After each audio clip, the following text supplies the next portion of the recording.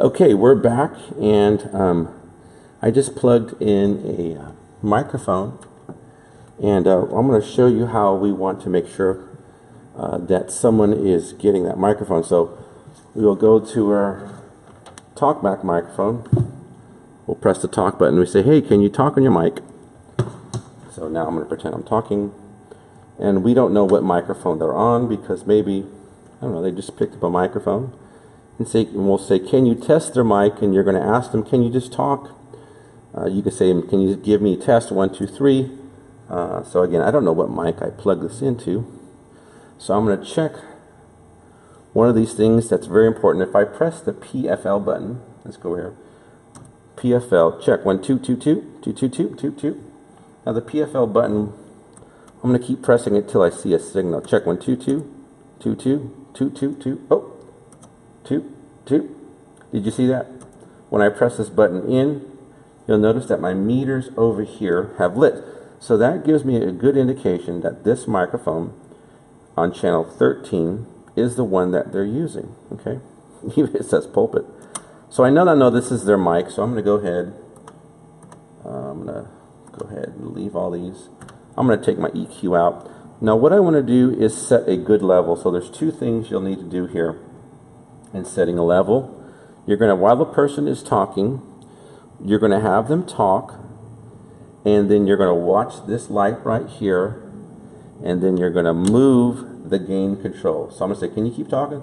They're going to say test 1, 2, 1, 2, 1, 2. I'm going to keep rotating it to the right, test 1, 2, 2, 2, 2. Now when we say the word 2, 2, notice how we're getting up in the upper levels. 2, 2. I'm going to keep moving this until I see it. 2, 2. Now if I go all the way 2, 2, I'm hitting red. That's going to be distorting. So I don't want to go. And one thing you'll also notice that on the bottom here, this fader has a couple levels. Typically we want the microphone, again after we press the PFL, we want it to hit somewhere in the area up there, hitting around 0 dB at the loudest point. So I'm going to decrease it.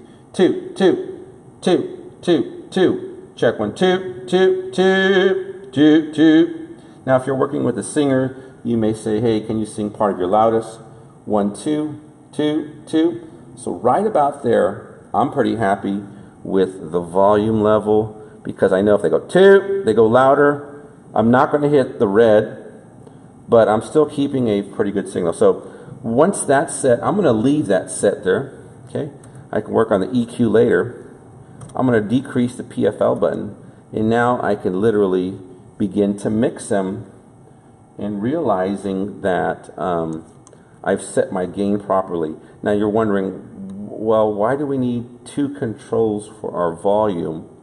You know, why don't we just change this one and change that? Well, what this does is this basically sets our sensitivity of our max and loudest volumes, because people don't always yell or scream. Well, some do, but for the most part, we're setting a limit on that. And then later, that gives us the ability to mix things. If we don't set this high enough, and then we begin to push this louder because there's some quiet parts, you're going to introduce a lot of what they call noise. And noise is simply the electronics that we hear. And whenever you push anything electronically and amplify a signal that's weak, you begin to amplify all the noise that is inherent in the signal. So in order to reduce that, make sure this is set pretty good. And then when you're mixing live, you know, sometimes you have a loud singer, soft singer. But for the most part, one user is using this. Set them, go ahead and press the PFL button. Check 1, 2, 2. And again, if you don't know which mic they're on, go ahead and use PFL and watch it over here in the big meters. So that's how we set up a proper gain signal for a channel. Now the second thing that we'd want to do after that is once the singer is, we've got him a good signal, right? Let's double check. Check 1, 2, 2. You can deep press that.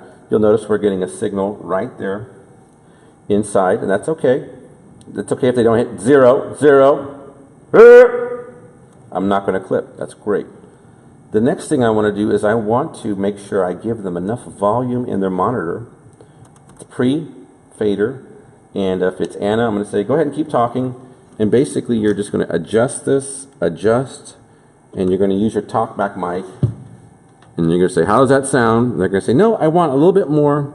And what you're going to do is just bump them up a little bit more. So, for example, Anna has monitor 1 in front of her. And I'm going to make sure that she feels comfortable in this. This is her own personal speaker, and she gets to have it sound like she wants to. Now, Levi is going to be in this microphone, or this monitor. Levi might say, hey, I need to hear more of Anna. You wouldn't change Anna's monitor, which is in monitor 1. You're going to change Anna's voice in monitor 2, because it's the one Levi wants to hear. Okay? Monitor 1 is the left monitor. Monitor 2 is the right monitor. But for the most part, if it's Anna, she's going to be on monitor 1, Damaris. Make sure that they like how they sound there, and then add them a little bit into the other monitor. Not as much, because that person may not want as much. So that's how we would work on the monitors. And once that's fixed, again, we're not even talking about what the church hears. Once the monitors are fixed, then on a Sunday morning, the singers are going to perform. They're happy the way they sound. Then we can go and begin to mix them at the levels that we think is going to be sounding good for the church. So that's how to set the gain stage, how to adjust the monitors, how to use PFL, pre-fade listen, to make sure that we got the signal of the microphone. And when we go to mix on a Sunday morning, we're going to use these faders right here. All right, this video is going to help us understand this section right here. This is an interesting section that we're going to use.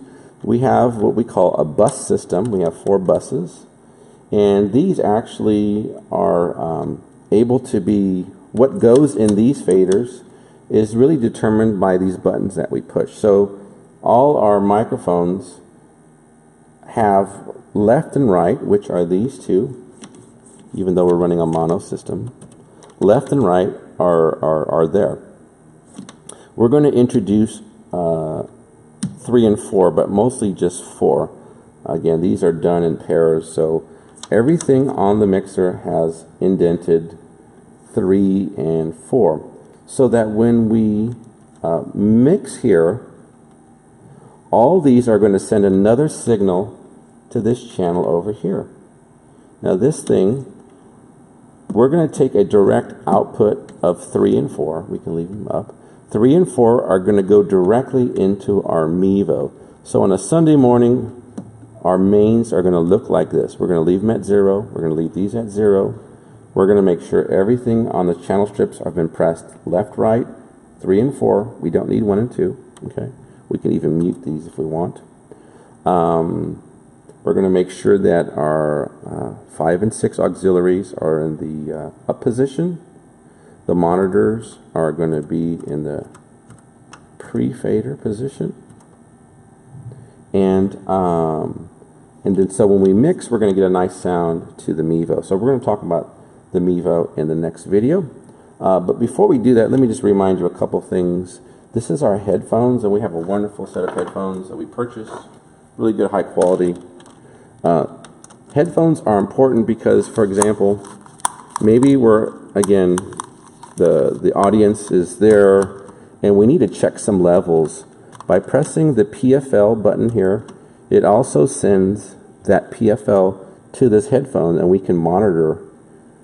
I wouldn't leave it too high, but I'd leave it. You can begin to see which microphone. So if we're doing a mix here, and we have a bunch of people, we're like, man, who is Damaris? Maybe she switched mics. Like, which mic? If I press this button, it's going to single out that signal and send it directly to the headphones, and I can listen to it directly, and I can find out who's who.